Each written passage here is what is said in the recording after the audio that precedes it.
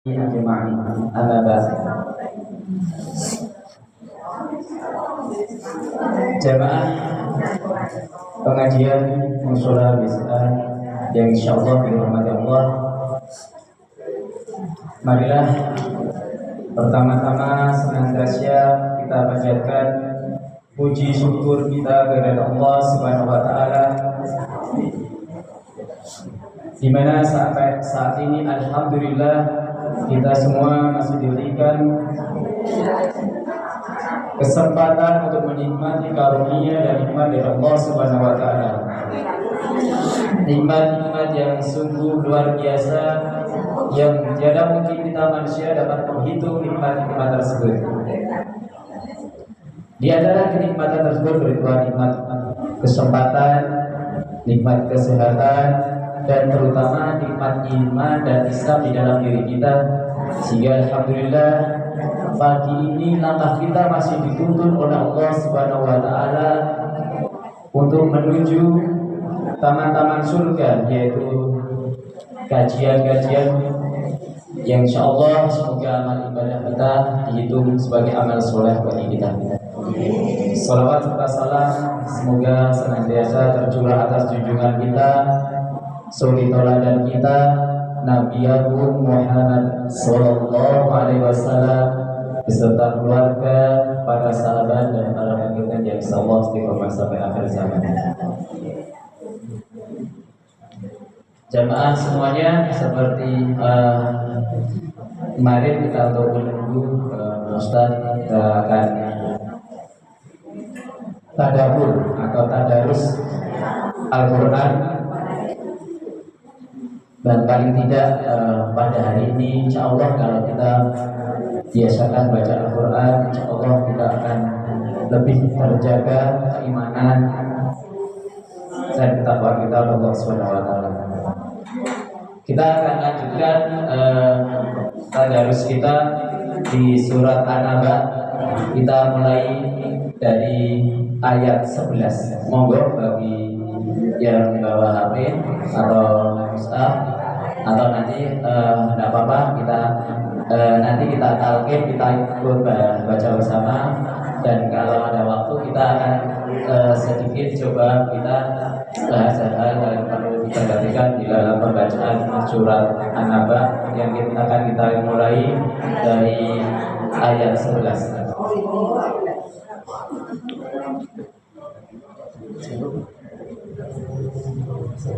Mari kita mulai dengan ta'awud. A'udzu billahi minasy syaithanir rajim.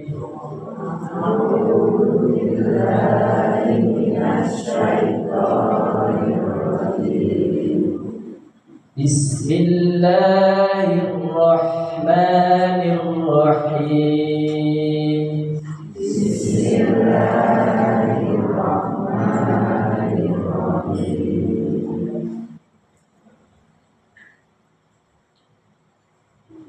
Wa jannatin alfafa. Monggo.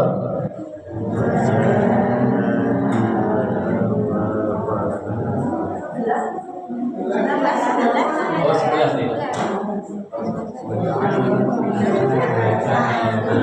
Awan. Wa ja'alna an-nahara ma'asha.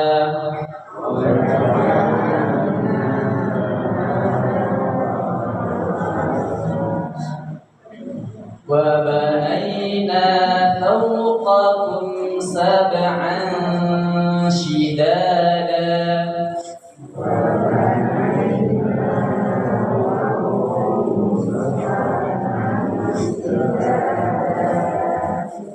Wa ja'alna sirajan wahaja.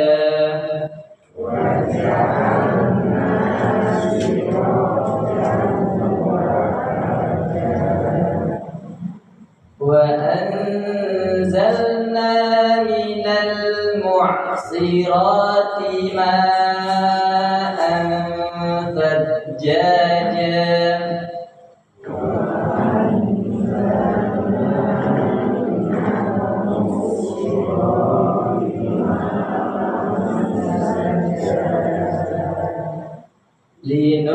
لنخرج به حبا ونباتا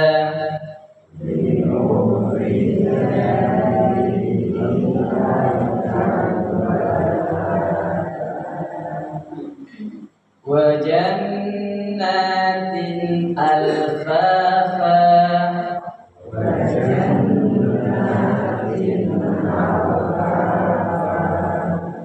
إن يوم الفصل كان ميقاتا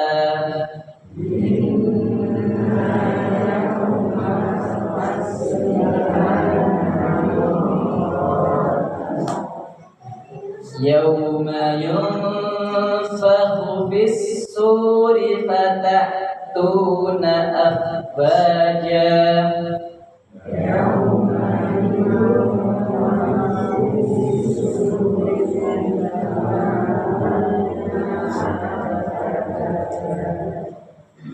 وفتحت السماء فكانت أبوابا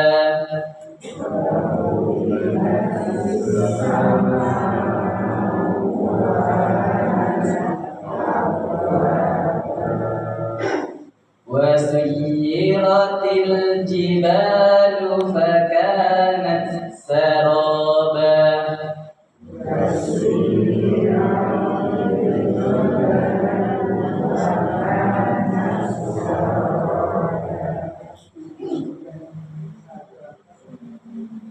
Ya tadi di An-Naba ayat di 11 sampai 20. Coba kita akan perhatikan hal-hal yang perlu diperhatikan dalam pembacaan surat An-Naba ayat mulai 11 sampai 20. Coba nanti kita waktunya sampai di dalam pembacaan ini nanti kita akan coba hal-hal perlu saya sampaikan, hal yang perlu diperhatikan, nanti kita baca lagi ayatnya. Jadi untuk istilahnya kita baca untuk biar mengingat lagi, mungkin ya sudah pernah, kalau yang belum nanti kita sama-sama belajar, saya juga belajar. Jadi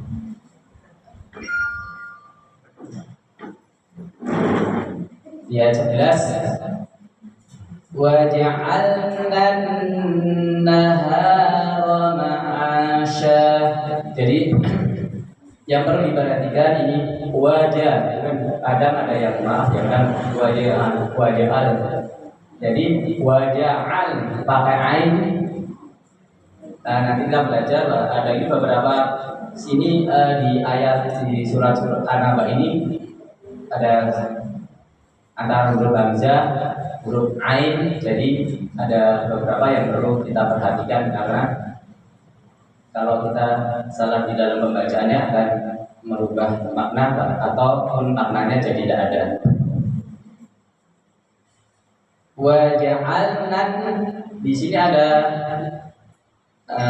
non tasdid ya, jadi kita tahan, kita dengungkan.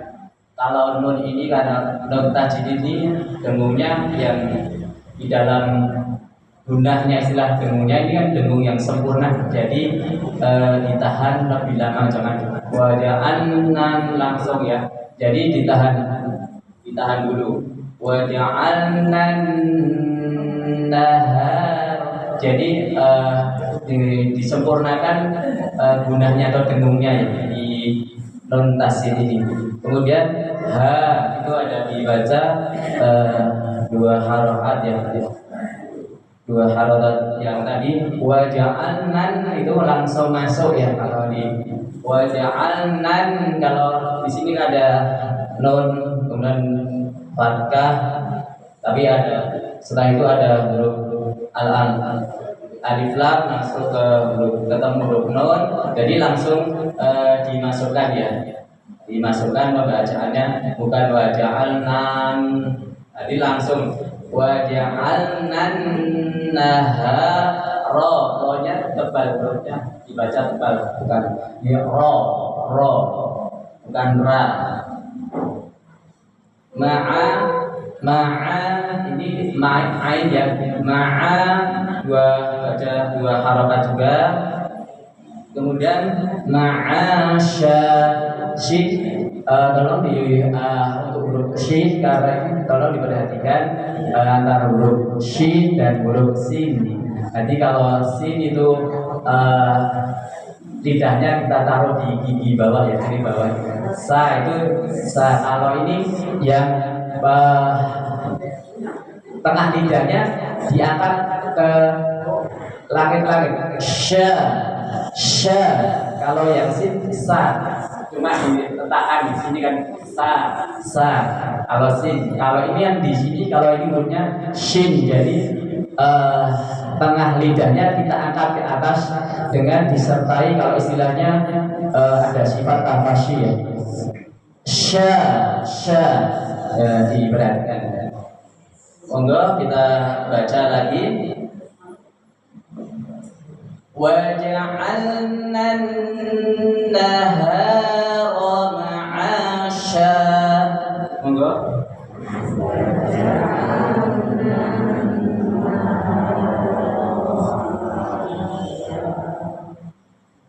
Kita ayat 12. Wa banaina, wa huruf yang ini wau ba itu huruf dari bibir ya, ba itu dari bibir. Kemudian naina itu ada bacaan namanya, istilahnya bacaan lin ya. Kalau lin itu istilahnya lunak, jadi bukan naik dan bukan ditekan, bukan. Jadi harus istilahnya lembut. Lin itu lunak atau lembut. Wabanaina bukan wabanai, tidak perlu ditekan ya. Itu. Kemudian nanya dibaca dua harokat, terus sama fauqakum. Kalau tadi naik itu larinya ke huruf i atau kasroh, tapi kalau fau itu larinya ke wau, huruf u. Fau sama, ini bacaan lim fau qa. Ini kan dekat huruf antara qa dan kaf ya. Qa dan qum. Kalau qa itu pangkal lidahnya diangkat ke yang atas, itu yang melunak. Qa paling. Qa. Kalau kaf maju ke tengah, agak maju ke yang keras. Qa. Kum. Jadi karena ini juga hurufnya ini sifatnya beda. Kalau qa itu hurufnya itu huruf istilahnya huruf istiqla ya, di hurufnya huruf tebal ya, istiqla.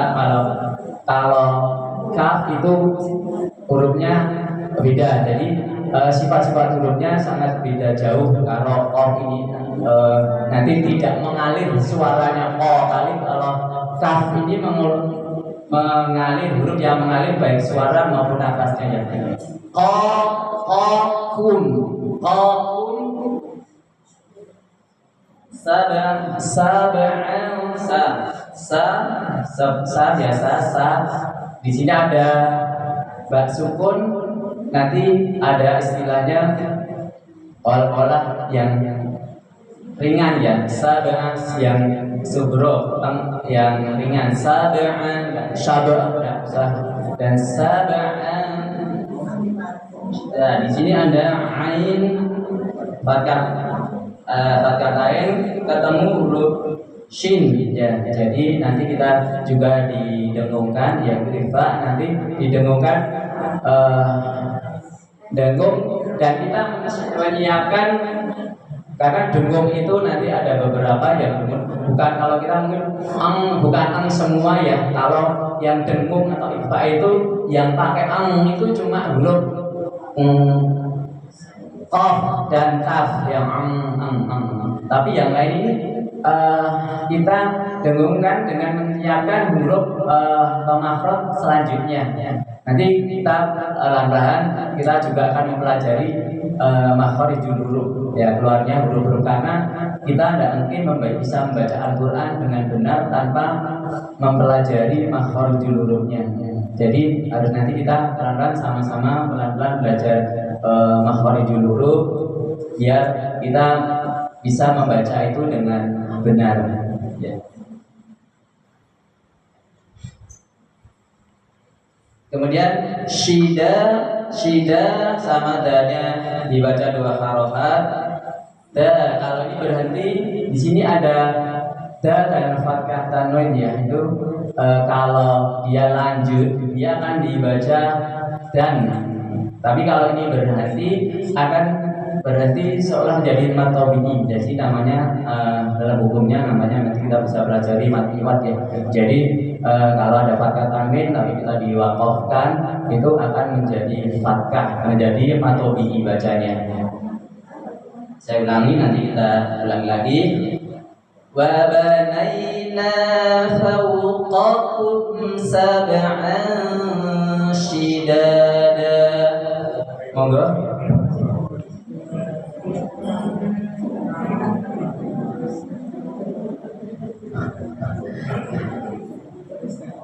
Iya, selamat datang Ustaz.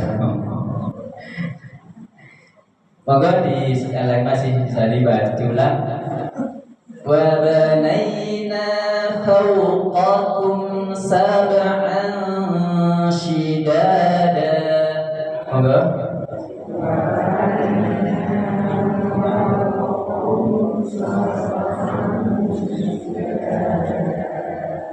Alhamdulillah, Allahumma arhamni bil Quran.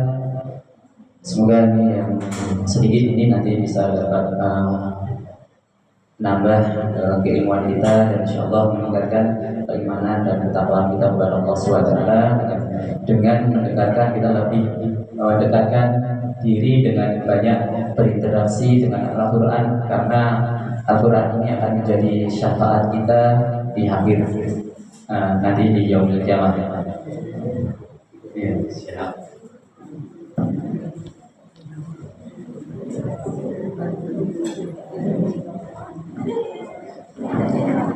Berhubung beliaunya Ustaz Dr. Tanda Usman sudah datang, itu monggo Ustaz waktu kami hadirkan.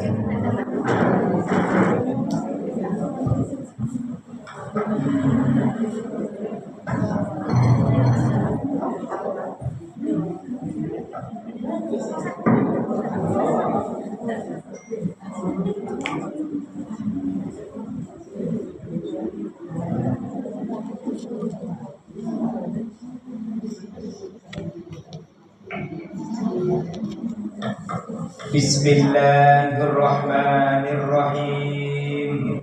Assalamualaikum warahmatullahi wabarakatuh. Waalaikumsalam warahmatullahi wabarakatuh. Alhamdulillahilladzi amarna bil ittihad wal i'tisam bihablillahil matin. Nashhadu an la ilaha illallah iyyahu na'budu wa iyyahu nasta'in wa nusalli wa nusallimu ala nabiyyina Muhammadin sallallahu alaihi wasallam al-mab'uts rahmatan lil alamin. Allahumma imanan bika wa tasdiqan bi kitabika wa wafa'an bi ahdika wa ittiba'an li sunnati nabiyyika sallallahu alaihi wasallam. Allahumma inna nas'aluka ilman nafi'a wa rizqan wasi'a wa shifaan min kulli da'in bi rahmatika ya arhamar rahimin. Allahumma faqihna fid din wa 'allimna at-ta'wil bi rahmatika ya arhamar rahimin. Amin amin ya rabbal alamin. Bapak-bapak, ibu-ibu yang dimuliakan Allah Subhanahu wa taala, alhamdulillah pada pagi hari ini kita bisa bersilaturahmi. Mudah-mudahan diberikan panjang umur, meningkat ibadahnya, Kalau kembali ke hadirat Allah, mudah-mudahan semuanya ahli surga. Amin ya rabbal alamin. Salawat dan salam kita sampaikan kepada baginda Nabi Muhammad sallallahu alaihi wasallam. Bapak Ibu sekalian yang dimuliakan Allah Subhanahu wa taala, di dalam surah Maryam itu ada 3 peristiwa yang penting untuk kita kawal sebaik-baiknya. Yang lain-lainnya lepas tidak apa-apa, tapi yang 3 ini tidak boleh. Bapak-bapak pernah punya cita-cita pengen jadi presiden?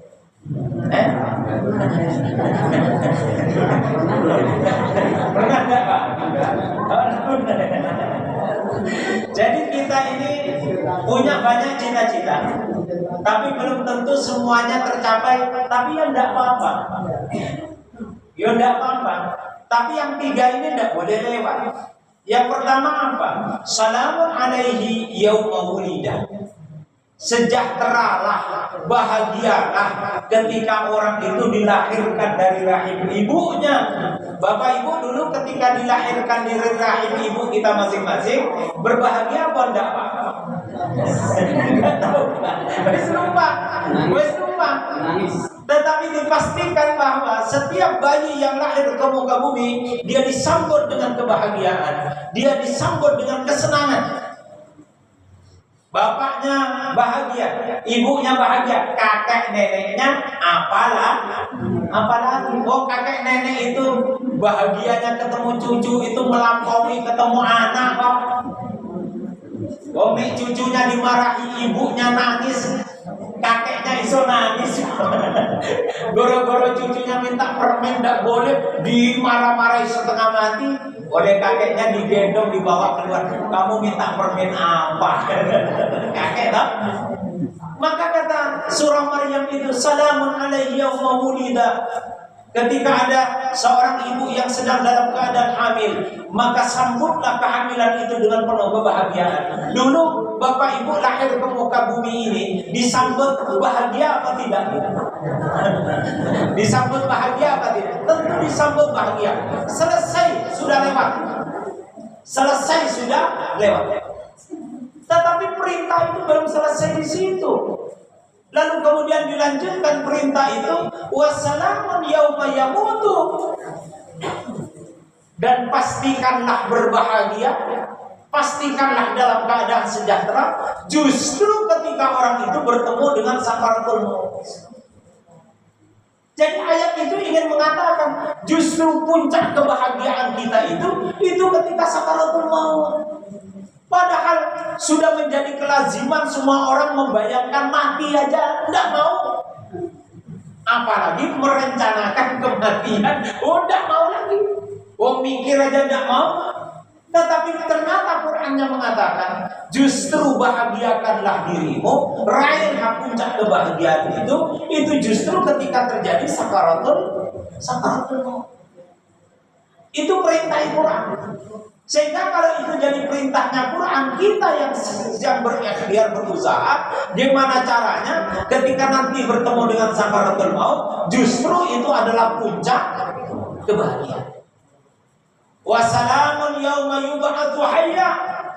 Dan berbahagialah dia ketika nanti dibangkitkan dari alam kuburnya menuju pada mahsyar. Itu 3 perkara itu.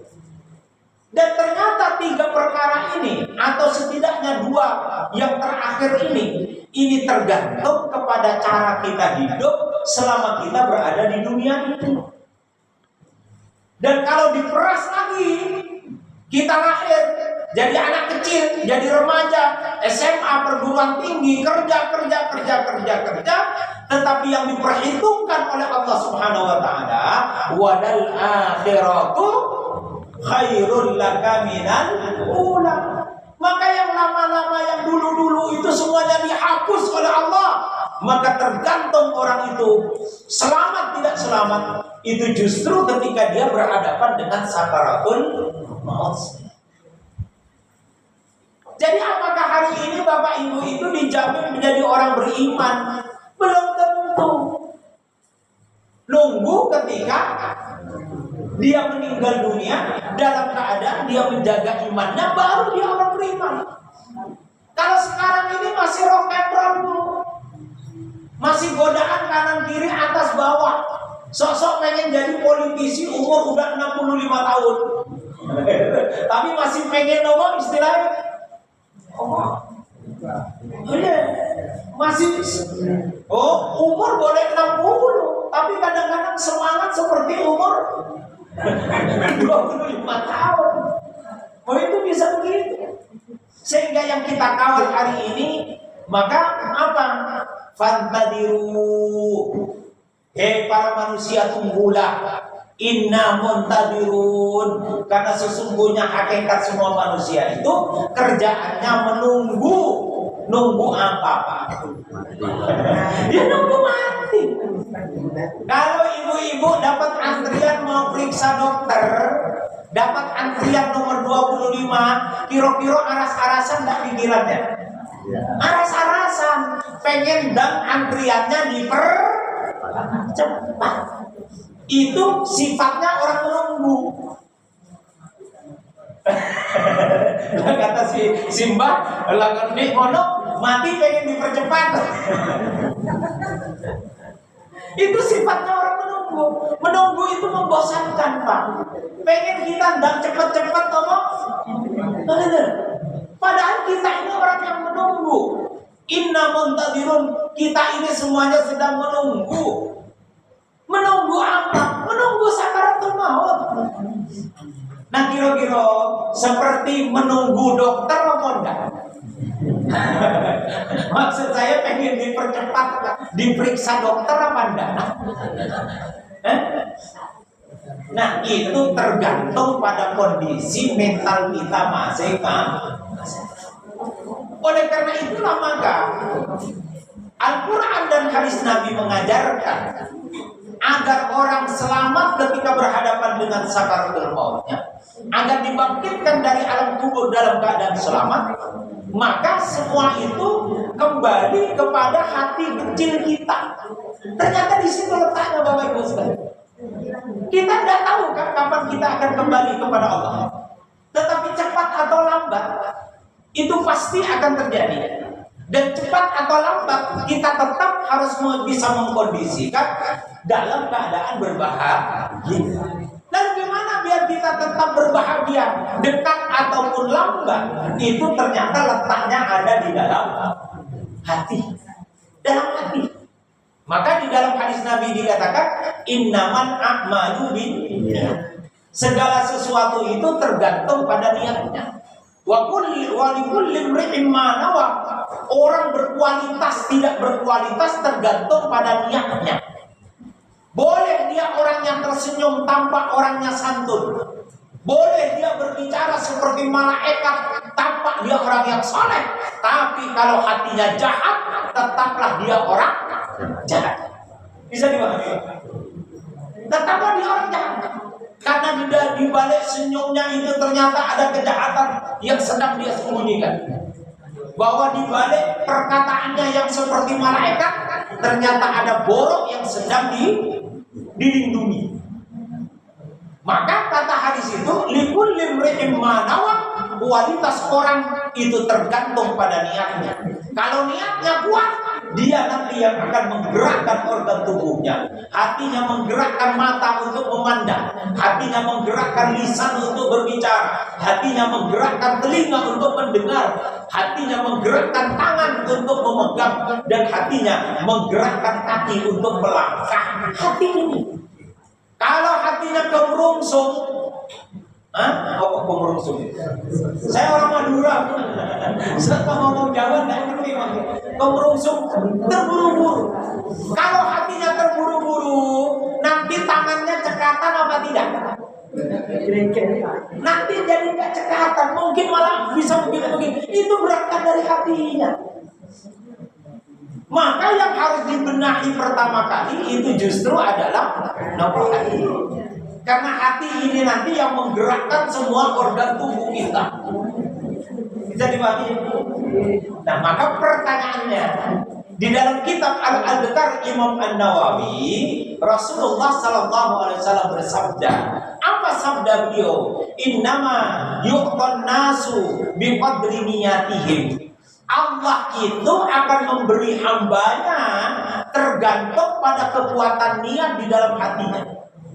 Permintaan apa yang ada di dalam hatinya, sekokoh apa keinginan itu di dalam hatinya, sekuat apa keinginan itu di dalam hatinya, maka seperti itulah Allah akan memberikan kepada orang itu. Jadi kalau bapak ibu niatnya kuat pengen jadi presiden, Pak, nanti lisannya berbicara itu selevel presiden. Nanti dia berbuatnya selevel presiden karena di hatinya pengen jadi presiden. Pak Prabowo itu kapan pengen jadi presiden? Udah lama banget. Udah lama, Pak, udah lama. Tetapi karena niatnya begitu kokoh, walaupun rintangannya begitu berat, ya akhirnya ya jadi. Maka tadi saya tanya, bapak-bapak ada yang pengen jadi presiden apa enggak? Rupanya enggak ada. Atau bapak-bapak sudah enggak punya cita-cita sekarang. Karena termasuk golongan innamut tadirun tadi. Kita ini kelompok yang sedang menunggu. Punya cita-cita nopo. Kan enggak lazim tuh nanya kepada si mbah kok cita-cita. Lazimnya itu ya nanya anak SD, anak SMP, anak SMA. Tetapi hadis itu ingin mengatakan yang namanya keinginan itu tidak boleh hilang, harapan itu tidak boleh habis karena kita masih hidup. Maka di dalam bahasa Qur'annya namanya roja. Orang harus masih tetap punya pengharapan karena orang masih hidup. Nah, pengharapan itu nanti dikemas, dikumpulkan dalam bentuk yang namanya niat. Nah, pertanyaannya, Bapak Ibu sekarang punya niat apa? Karena Allah akan kasih kita sesuai dengan niat itu. Jadi kalau Bapak Ibu sudah pengen berangkat umroh, pengen umroh, rezekinya belum ada, tiap kali habis sholat, ya Allah, betapa rindunya aku ke Ka'bah, mudahkan aku berangkat, ya Allah. Nanti maghribnya begitu lagi, isyaknya begitu lagi, besok subuhnya begitu lagi. Tiba-tiba jenengan ditelepon oleh anak dari Jakarta, Bu, ibu mau umroh Wanda. Astagfirullahaladzim. Kira-kira langsung istighfar. Jadi antara yang diazamkan itu tiba-tiba oleh Allah itu dihubungkan dengan gerakan hati anak yang menelpon ibunya, justru nawarin apa? Bu, kalau jenengan punya kerinduan ya pengen banget umroh. Tapi lihat rekening isinya mau 5,5 juta. Tapi pengen rasanya sampai berdoa itu netes air matanya. Tiba-tiba selesai kita berdoa habis subuh, jam 6 ditelepon anak ditawarin umroh, jenengan nangis apa ndak, Bu? Kok gayung bersambut gitu loh. Nah, itulah namanya innaman yuqtan nasu biqadri niat. Maka jangan pernah punya pikiran jelek, Pak. Jangan duduk di depan rumah, lalu melihat pohon, lalu otaknya yang di pikirannya, jangan-jangan nanti nih patah piye? Patah tenanan nanti lah. Nggak usah mikir patah, Pak. Nggak marahin nanti pohonnya patah beneran. Kalau jangan wes mikir nanti pohon ini patah gimana, segera cari tukang tebang untuk ditebang, Pak. Karena sudah menimbulkan pikiran yang negatif. Karena nanti kalau pikirannya negatif, nanti seluruh organ tubuhnya jadi negatif, maka frekuensi sekitarnya pun menjadi frekuensi negatif. Maka mikirnya yang baik, biar frekuensi organ tubuh baik, frekuensi sekitar juga baik. Nah, sekarang pertanyaan saya, ini poinnya. Setelah kesana kembali, Bapak Ibu sekalian, kalau pagi hari ini malaikat Jibril turun di tengah-tengah kita. Malaikat Jibril turun di tengah-tengah kita. Dan memang faktanya pasti malaikat, kalau di situ ada majelis taklim, pasti malaikat izin untuk duduk di tempat kita ini. Tapi lalu malaikat bertanya kepada Bapak Ibu, Bapak-bapak, ibu-ibu, jenengan kalau disuruh milih, mau milih masuk surga atau pengen masuk neraka? Kira-kira milih yang mana, Bu? Pak? Tenangan.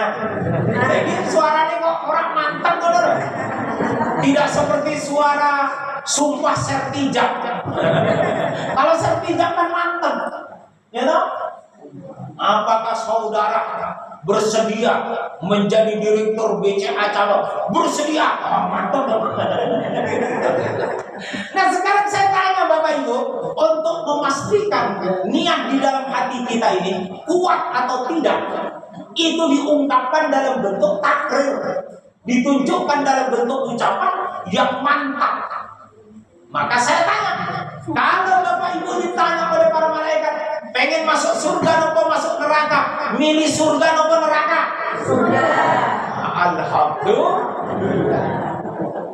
Sehingga dengan jawaban kita memilih surga, mudah-mudahan menggerakkan seluruh organ tubuh kita untuk beraktivitas dengan aktivitas ahli surga.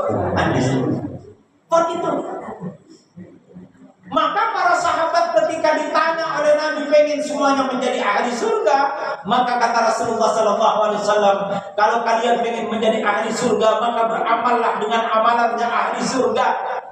Dan amalan dasar dari ahli surga, maka ketika sampai waktu duha seperti pagi hari ini, maka dia langsung bacakan pada dirinya Sayyidul Istighfar, sehingga ketika terjadi sakaratul maut antara paginya sampai sorenya, wajabat lahul jannah, wajib hukumnya orang itu masuk surga. Dan kalau nanti sore matahari tenggelam, lalu kemudian kita ini sudah pulang dari tempat kerja kita masing-masing, maka sambutlah matahari yang masuk ke peraduannya itu dengan juga membaca Sayyidul Istighfar. Dan kalau meninggal antara sore sampai paginya, wajabat lahul jannah, wajib hukumnya orang itu masuk surga. Tapi kalau dia tidak meninggal, masih tetap menjalani hidupnya, kalau dia menjalani hidup cari rezeki, akan dikucurkan oleh Allah rezeki yang halal, berkah dan melimpah, kaya raya. Kalau dia hidupnya sedang menyelesaikan masalah, akan dimudahkan oleh Allah untuk menyelesaikan masalahnya. Kalau dia selama antara pagi sampai sore pagi sudah baca Sayyidul Istighfar, sedang cari menantu, maka akan dimudahkan oleh Allah untuk dapat menantu. Yuk, yang cari menantu angkat tangan. Oh, ada loh ini. Berarti harus paripurna semua. Ada yang punya anak gadis cari menantu. Ada anak cowok yang ibu-ibu punya anak cowok cari menantu. Angkat tangan. Ada. Nggak ada tak? Ada Bu. Coba yang punya anak gadis yang nikah angkat tangan. Ada, satu. Mana lagi? Dua. Oke, yang punya anak cowok siap menikah. 1, 2, 3, 4. Di bawah fotonya enggak? Loh, kata Nabi kan begini toh, man arada ayyubsata lahu fi rizqihi wa ayyun sa'alahu fi atharihi falyasil rahimah. Siapa pengen rezekinya diawetkan, siapa pengen rezekinya mendatangkan kebahagiaan, dan siapa yang pengen umurnya dibuat panjang, dibuat berkah, dibuat meaningful, maka hendaklah menyambung silaturahmi. Apa artinya silaturahmi? Silaturahmi itu artinya besanan. Coba saya tanya, pengajian ini udah berapa tahun? 1 tahun toh? Sudah berapa besanan yang lahir? Loh, namanya belum silaturahmi. Makanya siapa ketuanya ini? Ketuanya siapa ketuanya? Ketua pengajian. Jenazah Pak. Sama. Nanti database-nya Pak, database-nya ditulis suami, istri, dan anak umur berapa.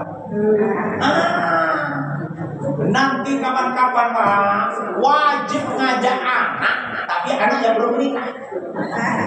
Tidak apa-apa, kelirek-lirek, tidak apa-apa. Sopo ngerti, cocok, mana loh? Ribut Pak Ketua. Jadi saya berharap tahun depan saya mau diundang lagi, tapi nikah masal. Nikah masal dong. Ayo, siapa yang mau daftar di Kamasal? Pak, jadikan cewek atau cowok? Cewek. Cewek. Yang cowok tadi siapa, Bu? Cowok. Pripon, Bu? Usianya. Ya nanti bisa diatur. Usia bisa diatur. Usia itu mana apalah artinya angka-angka toh? Benar apa enggak, Pak? Benar apa enggak, Pak? Apalah artinya angka-angka? Itu hanya di angka-angka semua. Sepenting cocok kok. Sepenting cocok. Nah, mencari cocok itu semua. Saya doakan mudah-mudahan setelah pengajian pada hari ini Pak Ketua nanti punya program nikah masal. Pak Ketua. Aman deh, aman deh. Kalaupun tidak nikah masal, setidak-tidaknya ada besanan di antara teman-teman yang senang di pengajian ini. Ya, Eksa, pun diniatin ya Bu. Yang punya anak gadis, anak cowok pun diniatin. Siapa tahu jodoh cocok. Alhamdulillah. Anak nanti tinggal gampang Bu. Diajak-ajak ketawa kamu bareng-bareng gitu loh. Lalu apa? Bakar sate, lalu pura-pura bapak ibu pergi kemana? Ini dari jauh kelihatan akrab, wah kelihatannya cocok. Kan gitu. Bisa dipahami ya? Masuk enggak Bu? Masuk. Masuk program Pak. Nah, Bapak Ibu sekalian yang dimuliakan Allah Subhanahu wa taala, apa kata Rasulullah? Kata Rasulullah, bacalah Sayyidul Istighfar. Maka karena kita semuanya ini bulat pengen menjadi ahli surga, maka pagi hari ini mumpung masih waktu doa, kita akan baca bareng-bareng Sayyidul Istighfar. Syukur-syukur nanti bisa hafal. Kalau bisa hafal nanti diamalkan.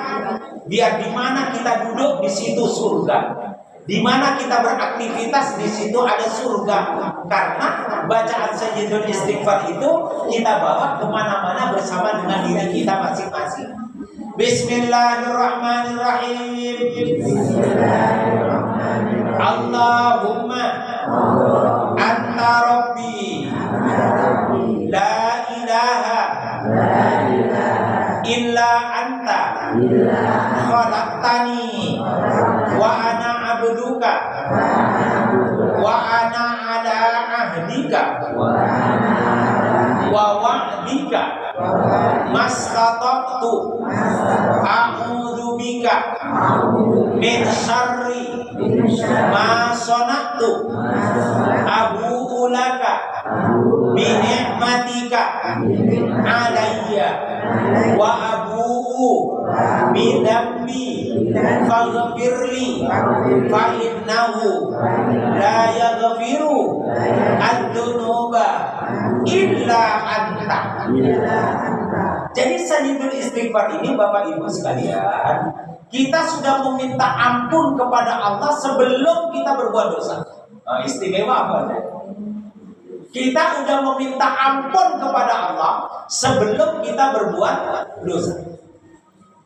Sehingga ketika berbuat dosa, lalu karena sebab dosa itu kita meninggal dunia, otomatis Sayyidul Istighfar langsung menghapus dosa itu. Maka itu menjadi argumen orang itu ahli surga. Nah pertanyaannya, setelah Bapak Ibu sudah melafazkan Sayyidul Istighfar, pertanyaannya masih tetap pengen masuk surga atau ada yang pengen mampir dulu ke neraka?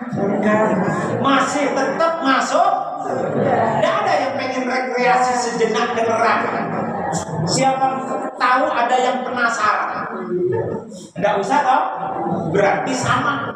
Kalau memang semua niatnya pengen menjadi ahli surga, mohon maaf, nanti selesai jam berapa ya? Jam 10 toh? Jangan jam 10. Saya nanti jam 9.45 saya ngisi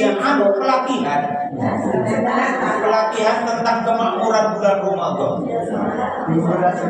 Nih, jam 9 ya. Jam 9 kan tadi. Siap, terima kasih. Alhamdulillah. Nah, Bapak Ibu sekalian yang dimuliakan Allah Subhanahu wa taala, Jadi ini tekadnya semua bulat ya. Tidak ada yang pengen mampir ke neraka. Ya semua ngerti, ada yang pengen rekreasi, pengen tahu seperti apa atau bentuknya neraka. Semua ngerti. Tapi ternyata di sini semuanya bulat. Pak Ketua dicatat aja. Semuanya pengen masuk surga. Di Pak Ketua saya tanggung jawab. Karena jadi ketua kan? Berarti tugas ketua di samping nanti program besanan, ya, memastikan semua anggota pengajian masuk surga. Diingat baik-baik deh Bapak Ibu sekalian. Jadi kalau sampai besok Bapak Ibu ada yang masuk neraka, yang tanggung jawab ketua. Bahkan ketua udah dikasih mandat oleh anggota.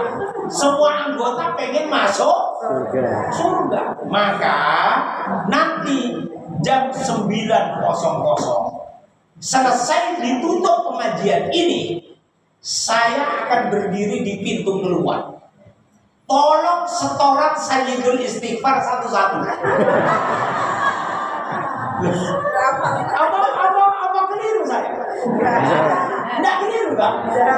Maka yang nanti hafal boleh pulang. Yang belum hafal balik lagi ke dalam, ngapalin sampai hafal. Loh katanya pengen masuk. Lah pripun serius apa enggak ini masuk surga? Serius sama. Berarti setuju. Mana tuan rumah? Yang punya rumah mana? Yang punya rumah? Mana? Bu, boleh enggak Bu? Boleh. Pripun? Bang, setuju betul. Si Bapak kelihatannya wah, ini undangan tuh piye. Wah, nanti mau reunian piye. Pripun, Bang? Wes ngene wae. Enak sama enak, deh. Enak sama enak. Kalau Simbah kelihatannya keberatan, ya saya enggak berani macam-macam.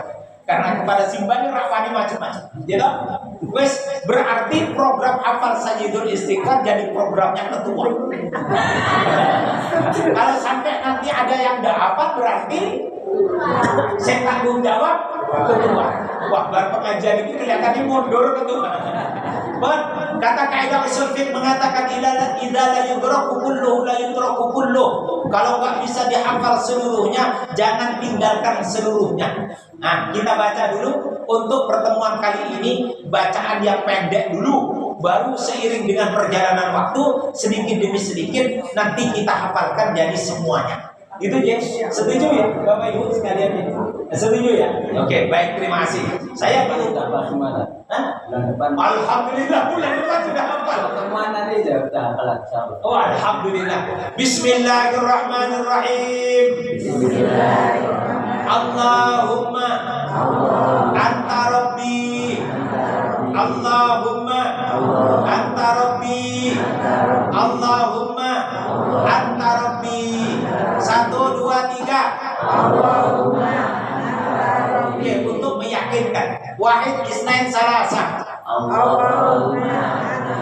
Sudah hafal semua belum? Nanti selesai pengajian boleh pulang. Nah, maka dari majelis taklim ini dibawalah kita semua satu komitmen yang sama, pengen jadi ahli surga. Lain-lainnya tidak ada urusan. Lain-lainnya tidak ada urusan. Kita hanya punya satu komitmen yang sama di majelis taklim ini, semuanya bersatu padu pengen jadi ahli surga. Maka amalannya ahli surga ketika matahari terbit, yang disapa pertama kali adalah Allahumma anta rabbi.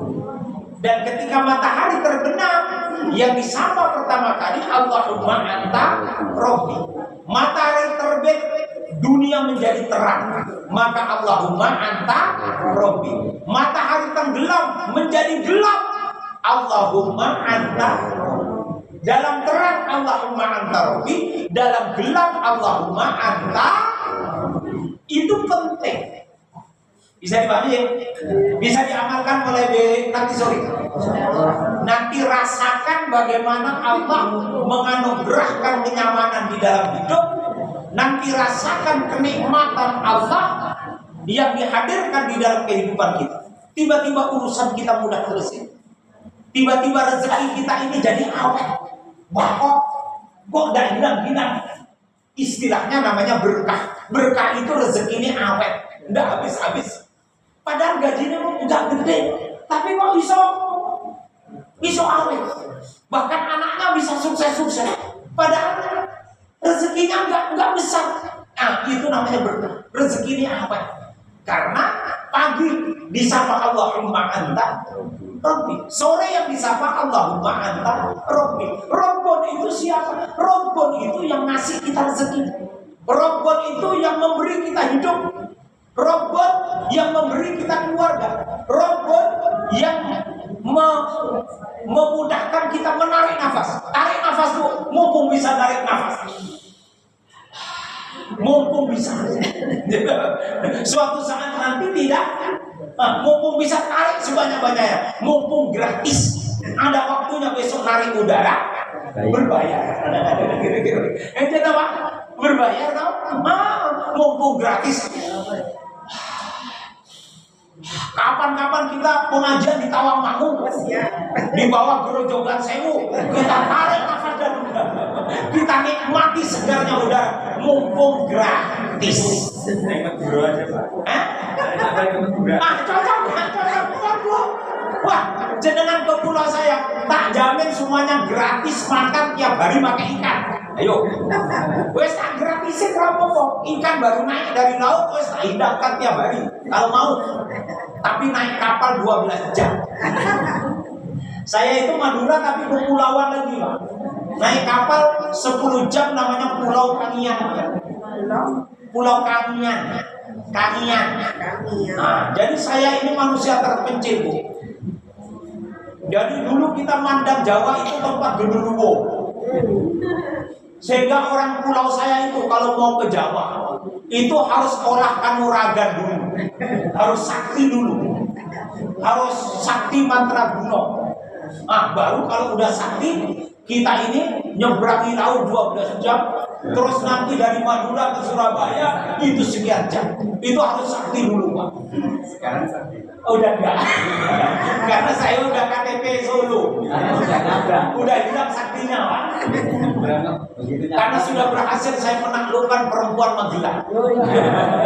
Istri saya orang Magelang. Bapak Ibu sekalian yang dimuliakan Allah Subhanahu wa taala. Jadi mulai sekarang kita tiap pagi membaca Allahumma anta Rabbi. Tiap sore membaca Allahumma anta Rabbi. Loh, kenapa ini penting? Mohon maaf Bapak Ibu sekalian. Suatu saat Nabi itu diceritakan oleh sahabat namanya Abi Najih. Wa'adona Rasulullah sallallahu alaihi wasallam mau'idatan. Suatu saat Nabi itu akan memberi nasihat kepada kami. Wajilan min hal qulub. Yang kami lihat wajah Nabi itu bersedih betul. Ketika Nabi mau memberi nasihat itu, sahabat jadi terkejut. Yang awalnya senang-senang ngobrol-ngobrol, tiba-tiba wajah Nabi itu sedih, betul-betul sedih. Sehingga para sahabat pun menahan tawanya, menahan omongannya. Mereka pun larut di dalam kesedihan yang tampak di wajah Rasul. Kemudian zarafat min hal uyun, dan tampak terlihat di pelupuk mata Nabi itu tiba-tiba keluar air mata. Sehingga para sahabat bingung, kenapa Nabi ini mengeluarkan air mata? Seorang laki-laki yang begitu tegar memperjuangkan Islam melawan keganasan orang-orang kafir Makkah, tetapi tiba-tiba wajahnya menjadi murung, menjadi sedih, kemudian meneteskan air matanya, sehingga para sahabat pun meneteskan air matanya. Walaupun sahabat bingung, ini jadi ada masalah apa? Kok tiba-tiba Nabi wajahnya murung dan meneteskan air mata? Ibu-ibu pernah tidak lihat suami tiba-tiba wajahnya murung? Sementara ibu-ibu tidak ngerti kenapa suaminya bersedih. Maka sahabat terus mengatakan, ya Rasulullah, ka'annaka mau'idatun muwaddah. Kenapa engkau seperti itu ya Rasulullah? Seakan engkau akan memberikan nasihat kepada kami adalah nasihat perpisahan antara hidup dan mati. Ausina ya Rasulullah, segera engkau sampaikan nasihat yang begitu penting kepada kami. Rupanya apa yang ingin disampaikan oleh Rasulullah SAW? Rasulullah menyampaikan, sayati 'alan nasi sanawatun khudda'at, kata Rasul. Wahai para sahabatku, suatu saat nanti umatku akan sampai kepada tahun-tahun yang disebut dengan tahun-tahun khudda'at. Apa tahun khudda'at itu? Tahun-tahun yang penuh dengan kedustaan. Apa yang dimaksud dengan tahun-tahun kedustaan itu?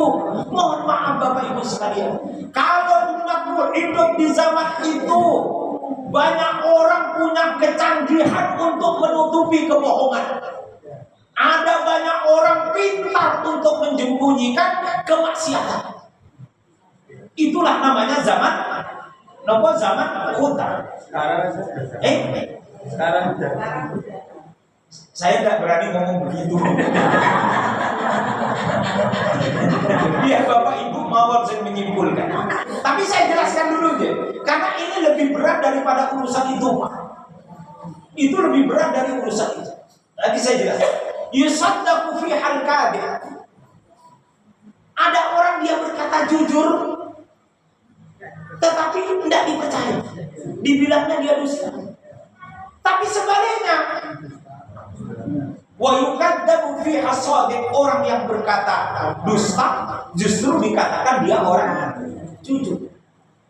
Jadi Bapak Ibu sekalian, kalau umatku nanti hidup di zaman itu, maka dia akan mendapati ilmu teknologi canggih yang bisa menutupi kedustaan. Mohon maaf Bapak Ibu sekalian, kalau zaman khudda'at itu masuk ke dunia domestik. Apa dunia domestik? Dunia domestik itu keluarga. Ada istri, ada suami, ada anak. Gimana sanawatul khudda'at ini terjadi di dunia domestik, di dunia keluarga? Mohon maaf. Ini tidak terjadi di sini, terjadi di tempat lain, Pak. Ini mohon maaf. Jadi sekarang ini Bapak Ibu sekalian, ada laki-laki yang selingkuh dengan 10 perempuan. Tetapi dia tampak di depan istrinya laki-laki paling hebat di dunia. Karena dia memerankan sebagai suami yang bisa menumpahkan kasih sayangnya 1000% kepada istrinya. Dan istrinya melihat suaminya orang paling soleh. Padahal istrinya punya simpanan tidak hanya 1, 10. Ya, suaminya punya simpanan 10 tadi, bukan istrinya. Berarti Bapak Ibu sekalian, seorang laki-laki yang dia selingkuh dengan 10 perempuan dan tidak bisa diketahui oleh siapapun dan tidak bisa dicurigai oleh istrinya, berarti suaminya itu punya teknologi canggih untuk menyimpan rapat-rapat perbuatan maksiatnya, kedustaan. Itulah namanya zaman khudda'at. Sehingga ketika melihat orang ini orang baik, tak taunya dia sejahat-jahatnya orang. Itu zaman khudda'at. Maka Nabi sampai wajahnya murung, sampai air matanya meleleh. Loh, maaf Bapak Ibu, saya punya teman aktivis pengajian. Sukoharjo, Surakarta, aktivis pengajian. Mohon maaf, sekarang udah meninggal. Saya nggak bisa nyebut namanya. Mungkin di antara jenengan pasti tahu. Aktivis pengajian, aktivis haji, karena udah berhaji. Dan beliau dulu pejabat BUMN. Pejabat BUMN itu bonusnya gede, BUMN. Oh, nggak tahu. Katanya gede. BUMN itu katanya dia pejabat BUMN. Pensiun. Dulu dia bisa terima per bulan 35-40 juta. Karena dia pejabat. Nah, ketika pensiun, dia menerima sekian persen dari gaji pokok. Pensiunannya bahkan lebih rendah dari PNS, kata bapak itu. Katanya, benar apa enggak? BUMN enggak, Pak? BUMN itu ketika bekerja pendapatannya gede, tapi pas pensiun kecil. kecil. Nah, beliau pensiun. Nah, ketika beliau masuk pensiun nerima uang sekecil itu tiap bulan, dibandingkan dengan ketika dia dulu bertugas antara 35 sampai 40 masuk kantor, belum nanti lumsum perjalanan dinas dan macam-macam, itu bisa dia mengumpulkan sekian. Sehingga ketika masuk masa pensiun langsung dia merasa shock gitu, sindrom. Dia merasa shock. Sehingga kemudian dalam rangka untuk mengobati rasa shocknya, bergabunglah dia dengan kelompok-kelompok zikir. Bener toh? Dia hadir di pengajian-pengajian, masuk kelompok-kelompok zikir, masuk kelompok-kelompok dakwah. Teman-temannya berjenggot pakai gamis, karena dia ingin mendapatkan ketenangan batin. Sehingga ketika dia melakukan kegiatan di daerah Klaten, ketemulah dia dengan teman yang pakai gamis, pecinya putih, jenggotnya panjang, batoe hitam. Maka kalau dilihat secara dohir ini seperti perwakilan malaikat. Kira-kira begitu toh, Pak? Iya toh, Pak? Lalu ngobrol-ngobrol lah. Apa yang diobrolin? Yang diobrolin adalah investasi harta revolusi. Pernah dengar, Pak? Investasi harta revolusi. Bahwa ada harta terpendam di BI yang tidak ada tuannya. Oh, ada itu, Pak. Dan itu bisa dicairkan dengan kita setor uang sekian. Rupanya omongan ini masuk menjadi semangat untuk bisa mengembalikan pendapatannya waktu dia dulu bekerja. Akhirnya dia setor. Pak, setor 100 juta. Akhir bulan nanti dapat 25 juta sampai 50 juta. Apa daan kepinjam. Langsung dia bayangkan, wah, ini akan menjadi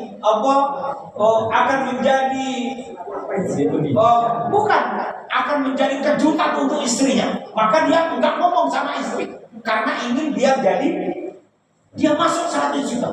Akhir bulan keluar enggak uang 25 juta? Enggak keluar. Tapi namanya sales. Sales itu kan pintar, Pak. Akhirnya ngobrol lagi, rupanya agak kurang sedikit, katanya. Tambahin lagi.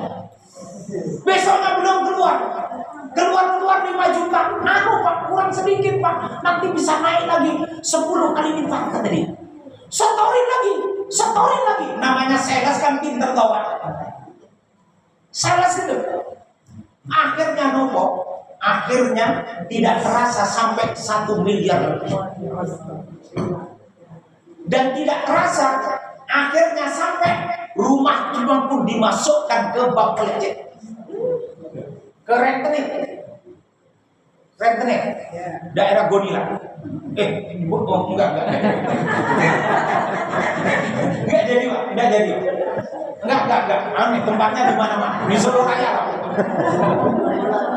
Sehingga apa yang terjadi, Bapak Ibu sekalian? Akhirnya dia gagal bayar. Yang awalnya dulu lewat tempat dia pinjam itu hanya 150 atau 200 juta, sekarang sudah mengembang menjadi 1,7 miliar. Dan akhirnya dia sudah tidak mampu. Akhirnya apa? Rumahnya diambil. Dan akhirnya dia tidak punya rumah. Mobilnya pun dijual, tidak punya mobil. Dan akhirnya apa yang terjadi? Dia hanya tinggal di tempat kos-kosan cucunya sama istri. Tiap kali mau kemana mampir ke rumah, Pak Ustadz, saya mau ke Jakarta, mau pinjam uang 2 juta. Pak, enggak usah pinjam, ini tak kasih saja 500 ribu. Enggak usah pinjam. Karena kalau pinjam, nanti saya yang sakit hati. Mending saya kasih saja. Kalau 2 juta, kok kelihatannya agak gede. Kasih 500. Udah, Pak, ini saja untuk jalan. Enggak usah pinjam. Dan akhirnya beliau meninggal. Ini namanya zaman hutang. Maka harus betul-betul mempercantik hati dengan Allahumma anta rabbi, agar setiap keburukan kejahatan yang ada di sekitar kita itu disingkap oleh Allah dan kita tidak jatuh kepada wilayah-wilayah yang menyebabkan hidup kita ini terpuruk. Itu zaman khutbah. Bapak Ibu sekalian yang dimuliakan Allah Subhanahu wa taala, kemudian dilanjutkan oleh Rasulullah, wa yuhawwalu fi al-amin. Kalau ada orang yang amanah, justru dia dituduh sebagai pengkhianat. Wa yu'ammanu fi al-kha'in. Kalau ada orang yang berkhianat, justru dia dikatakan sebagai orang yang amanah. Wa qila wa yantiqu fiha ar-raibidah. Kata Rasulullah, kalau zaman itu sudah datang, kata jenengan Pak, oh seperti zaman sekarang. Kalau zaman itu sudah datang, kata hadis itu ya, itu hadis loh ini. Saya tidak bicara politik loh Bu, ya, mohon maaf ini. Saya bicara hadis. Kata Rasulullah, wa yantiqu fiha ar-raibidah. Kalau zaman itu datang, maka yang akan banyak muncul di ruang publik, yang akan banyak mengurus urusan orang banyak, itu adalah kelompok Waibidah. Siapa kelompok Waibidah itu? Kelompok Waibidah itu adalah ar-rajulu tafihu fi amril ammah. Orang yang tidak punya keahlian tetapi diberikan urusan-urusan menyangkut urusan orang banyak. Atau orang yang punya keahlian tapi dia tidak punya integritas, dia enggak jujur. Itulah namanya kelompok Waibidah. Kalau kamu sudah masuk kepada zaman Waibidah itu, zaman khud'at itu, maka kata Rasulullah sallallahu alaihi wasallam, usikum bitaqwallah. Jangan gampang terpengaruh oleh apapun dan siapapun. Fokuslah untuk berpegang teguh kepada ketakwaan kepada Allah Subhanahu wa taala. Ada tuduh-menuduh ijazahnya asli atau palsu, ora usah ikut-ikut. Nah karena kita ini tidak ngerti Pak, tunggu saja besok hakim memutuskan. Kita tidak ngerti. Jangan-jangan yang bermasalah semuanya teman Pak Bu. Hanya itu panggung depan, panggung belakangnya ngopi bareng. Seperti jenengan punya masalah hukum dengan orang, kelihatan pembelanya itu seperti mau kelahi di pengadilan. Selesai pengadilan ngopi bareng. Oh rupanya diadu domba kita. Dibuat lama kasusnya biar kalkulatornya itu jalan terus. Hati-hati, ini zaman khud'at. Maka kata Rasulullah, siapa yang paling diberatkan kalau muncul zaman khud'at ini? Yang paling diberatkan adalah orang beriman. Rasulullah menggambarkan bagaikan orang yang ditaruh pedang di atas lehernya.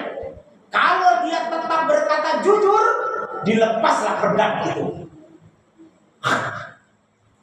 Minggir atau mati. Tapi kalau dia kompromi, maka ditariklah pedang itu dan dia akhirnya menjual keimanannya. Na'udzubillahi min. Saya Bapak Ibu sekalian, posisinya tidak menuduh sekarang zaman Uhud tidak. Tapi wes mulai nyerempet. Nyerempet Pak. Karena saya merasa yakin masih banyak polisi jujur. Wah ini rada progresif nih. Wah ini rada gaya nenek oleh cara progresif. Ini saya rada nyerempet nih Pak. Rada nyerempet nih. Rada lebih halus. Oh bisa orang Madura lebih halus dari orang Jawa. Ini nyerempet ini Pak. Masih banyak orang jujur Pak di negeri ini. Maka kata Rasulullah, usikum bitaqwallah. Ayo fokus kepada takwa. Yang ditakuti itu Gusti Allah. Yang ditakuti bukan istri. Suami takut istri. Yes. Tidak, yang ditakuti Allah. Sehingga mau terang mau gelap, Allahumma anta rabbi. Dilihat tidak dilihat, Allahumma anta rabbi. Suami di depan istri senyum, di belakang istri pun tetap setia. Karena Allahumma anta. Sehingga kenapa saya mengatakan matahari muncul Allahumma anta rabbi. Karena sekarang orang berbohong itu kadang-kadang di siang bolong, terang benderang, pakai undang-undang, di depan banyak orang, tapi dia memasukkan di dalam kejahatan itu bagaikan siang. Orang maksiat itu di siang bolong. Sekarang orang nyopet itu tidak malam hari, Bu. Orang sekarang nyopet terang benderang di siang hari. Bukan di belakang rumah, tapi di depan rumah. Bukan di tempat sepi, tapi di perkampungan. Semakin berat. Sehingga matahari muncul, Allahumma anta rabbi, agar kita dilindungi oleh Allah dari setiap bentuk kejahatan yang dilakukan dalam keadaan terang benderang. Lalu ketika sore hari matahari tenggelam, Allahumma anta rabbi, karena ternyata ada orang menunggu gelap untuk berbuat jahat. Oh, santet. Wah, jangan ngomong santet, Bu, udah enak. Ngomong santet kok di depan orang Madura. Jangan kok ingatkan saya santet toh, Bu. Saya udah lupa loh. Saya dulu belajar santet itu usia kelas 1 SMP. Jadi benar Pak, serius itu. Santet nopo, namanya santet anak remaja itu. Membuat kalau ada gadis cantik kita taksir kok dia melengos, kirim santet. Biar mimpi kita 3 hari berturut-turut. Dulu Pak, sekarang udah nggak ada. Hah? Pakai apa? Bapak-bapak pernah baca Quran Jawa, cetakan Jawa, Toha Putra? Masih punya? Simba biasanya punya. Quran Jawa, biasanya tengah-tengahnya dikasih warna merah. Pernah enggak? Enggak pernah ya? Tulisannya apa? Waliyatalato. Nah, itu untuk menaklukkan gadis, Pak. Tapi itu enggak. Itu zaman dulu. Sekarang sudah enggak. Yang kedua santetnya apa? Kalau naik kapal mau ditagih karcisnya, biaya caranya enggak bayar karcis. Langsung apa? Lihat dari jauh. Batas tum jabal. Hati-hati Bu. Jenengan kalau nanti ngasih screening ke anak buah di bank itu, Tyler itu nanti dibaca batas tum jabal.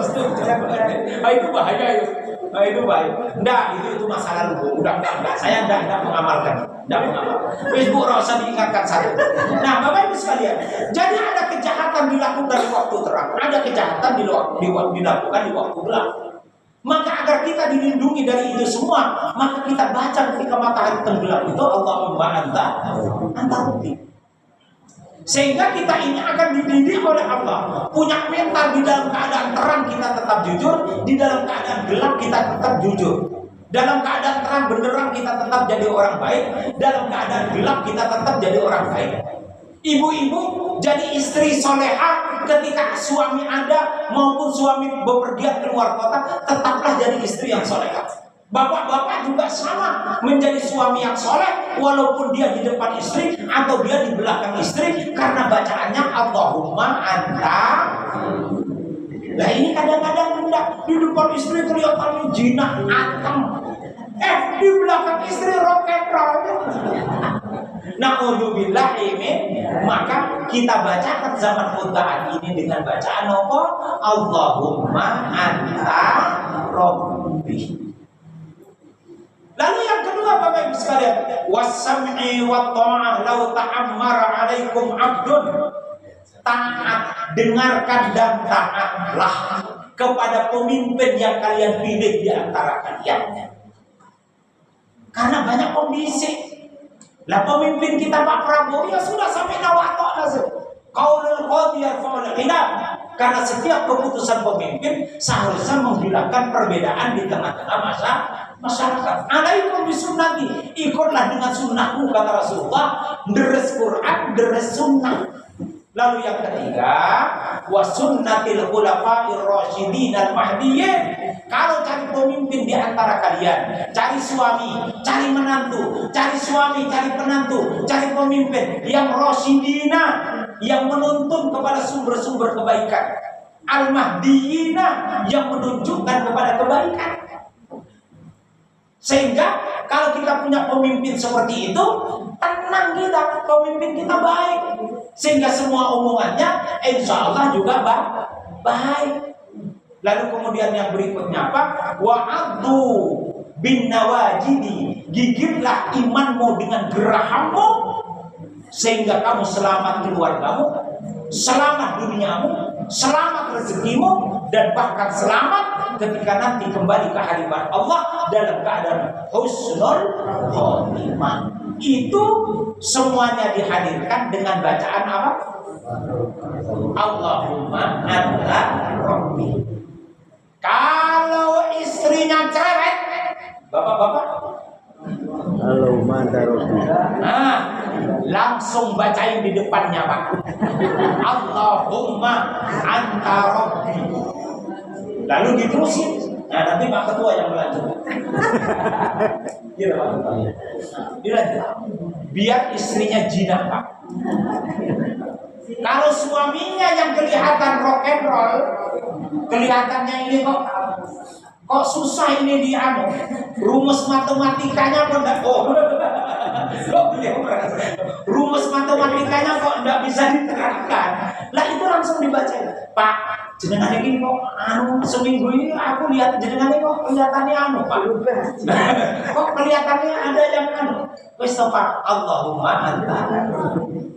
Temannya bisa, Pak. Temannya bisa enggak?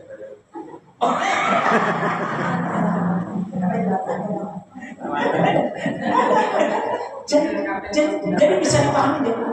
Loh, kenapa? Kalau kita bacakan Allahumma anta rabbi kepada istri kita, kita sedang memasukkan frekuensi istighfar ke dalam jiwanya. Dan frekuensi istighfar itu menyebabkan hati yang kasar menjadi lembut. Yang cerewet, mohon maaf, apa bahasanya yang enak ya? Ya cerewet itu ya. Namanya di dalam hadis namanya tarkar. Tarkar itu orang yang cerewet. Dan itu orang yang Nabi itu tidak senang. Tarkar gini loh Pak. Jangan ngobrol sama orang itu. Berapa? 30 menit. Orang itu ngomongnya 27 menit Pak. Jangan 3 menit. Baru kita mau jawab langsung disamplok Pak. Mau jawab disamplok. Bapak-bapak punya nggak istri begitu? Udah ada, alhamdulillah semuanya ini istri soleha. Amin ya. Ini saja Bapak Ibu sekalian, saya baru menyampaikan satu amalan Allahumma anta rabbi la ilaha illa anta dan seterusnya. Nanti Pak Ketua akan melanjutkan. Maka Pak Ketua yang sehat walafiat. Jangan meninggal dulu. Biarkan anggota duluan. Dia ketua lah. Nah kalau ketua tidak ada yang ngurusin apa? Kayak gitu deh. Pak Ketua ya, yang sehat walafiat, saya doakan beliau sehat walafiat, keluarganya sakinah mawaddah warahmah. Kita nggak didoain. Kita didoain. Ya otomatis nanti ketua mendoakan anggota. Barakallahu fikum. Ini barangkali yang bisa kami sampaikan Bapak Ibu sekalian. Masih ada waktu sekitar 3 menit. Udah lebih 2 menit. Mohon maaf. Ada tanya jawab enggak? Enggak usah ya. Ada. Oh ada. Monggo. Barakallahu fikum.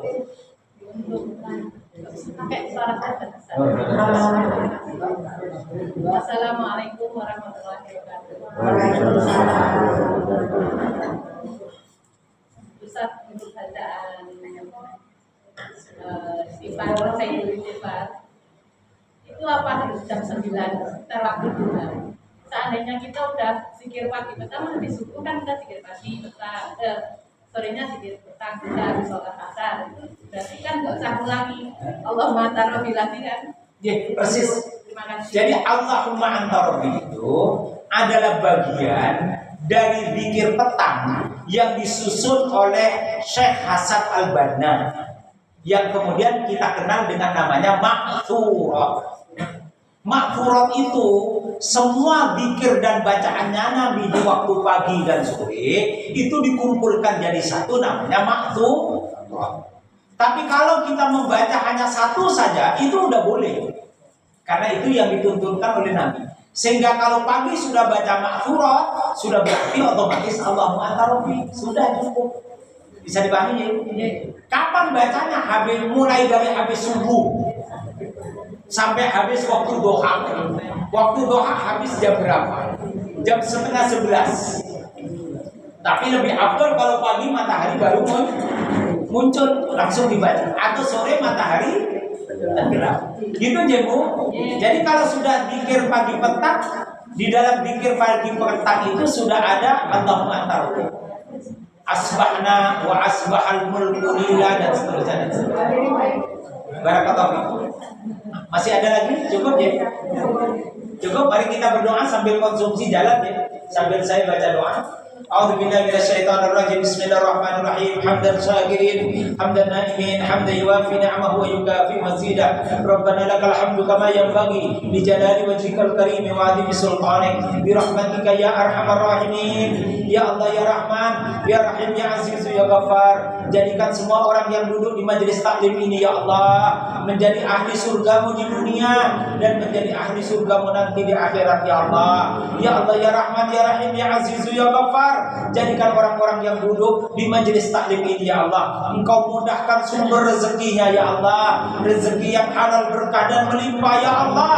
Jika ada di antara kami sedang Engkau uji dengan urusan dunia yang rumit, jadikan yang rumit itu menjadi mudah ya Allah. Allahumma inna nas'aluka ridhaka wal jannah wa na'udzubika min sakhatika wan nar. Allahumma kfina bihalalika an haramik wa aghnina bifadlika amman siwak. Allahumma la sahla illa ma ja'altahu sahla wa anta taj'alul hazna idza syi'ta sahla bi rahmatika ya arhamar rahimin.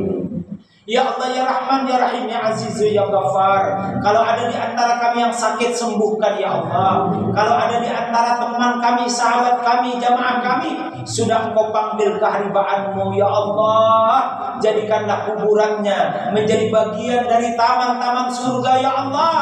Jika orang tua kami, suami kami, istri kami atau anak kami ada yang sudah Engkau panggil keharibaanmu ya Allah, jadikanlah kuburan mereka menjadi bagian dari taman-taman surga ya Allah. Allahumma ja'al jam'ana hadha jam'an marhuma wa tafarruqana min ba'di hadha tafarruqan ma'suma bi rahmatika ya arhamar rahimin. Allahumma rabbana atina fid dunya hasanah wa fil akhirati hasanah wa qina adzaban nar wa qina adzaban nar wa qina adzaban nar wa adkhilna al jannata ma'al abrar ya azizu ya ghaffar bi rahmatika ya arhamar rahimin. Subhana rabbika rabbil izzati amma yasifun wa salamun alal mursalin walhamdulillahi rabbil alamin. Amin amin ya rabbal alamin. Demikian yang bisa kami sampaikan, kurang lebihnya mohon maaf. Billahi taufiq wal hidayah. Wassalamualaikum warahmatullahi wabarakatuh.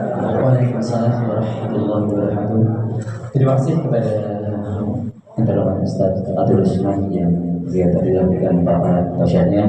Semoga apa yang telah disampaikan beliau tadi dapat menambah kesan iman kita dan menambah keimanan dan ketakwaan kita kepada Allah Subhanahu wa taala. Marilah kita tutup kajian pada pagi hari ini dengan bacaan hamdalah dan doa kafaratul majlis. Alhamdulillahirabbil alamin. Subhanallah wa anta astaghfiruka wa atubu ilaik. Akhirul kalam. Assalamualaikum warahmatullahi wabarakatuh.